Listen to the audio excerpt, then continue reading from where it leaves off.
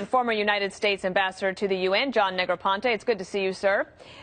Remind me, why had the United States not taken this formal step of recognizing Jerusalem and trying to move the embassy before now? Well, I think Congress passed legislation back in '95 dictating that that should be the case.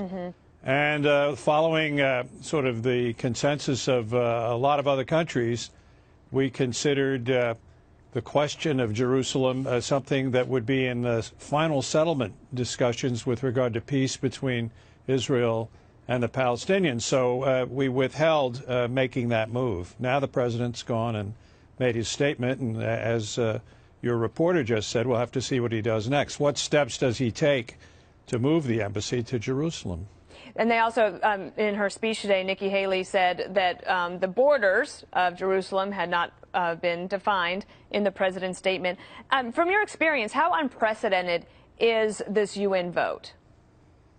Well, I mean, I was ambassador to the United Nations for almost 3 years, and I spent a lot of time defending the United States' position in support of Israel and fending off these kinds of resolutions. The vote didn't seem that overwhelming to me. In fact, I think the Israeli ambassador was right to point out that some 65 countries either abstained or just didn't show up. Right. And that's not a bad showing. Did the is this a lot about domestic politics, maybe not only in our country, but also in the nations that voted against the United States? Well, yeah, I mean, it's certainly a domestic politics here, I think, in terms of keeping a campaign promise and showing support for Israel, which is a popular thing to do here politically. Over in the rest of the world, I think the Arabs are sort of between the rock and the hard place, because, after all, this is a very sensitive issue in their countries. Take just a friendly country for an example, the country of Jordan. They receive a lot of assistance from the United States, but they also have a very large Palestinian population that lives in their country. And if they were to vote with us on something like this, they would face the serious possibility of unrest. We don't want unrest. We've said we don't want failed states. We don't want turmoil in that part of the world. So there's a lot of different considerations to be balanced here. Indeed. It's always more complex than meets the eye. Take a look at this chart here. There's 4 countries that get the most military aid from the United States. It is Iraq, of course, Israel, Afghanistan, and Egypt. You know, the president yesterday said, look, if we can't get support here, we might take a look at our financial contributions, either to the UN or to these countries. Do you see any of that coming to fruition, that money would be withdrawn from these countries?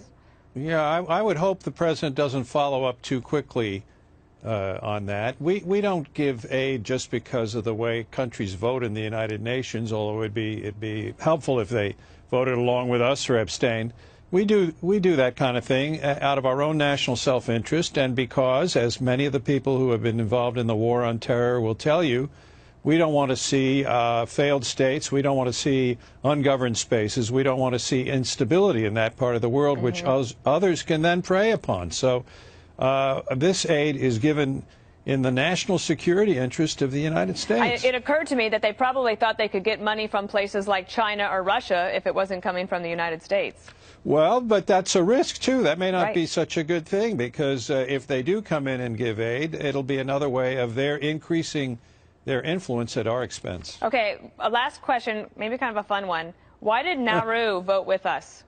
They've done that for years. I always watched that back 10, 15 years ago when I was at the UN. Some of these Micronesian states out there in the Western Pacific consistently have voted with us, including Nauru. Well, we appreciate them, absolutely. Absolutely. Ambassador Negroponte, thank you so much. It's good to see you. We do indeed. Thank you.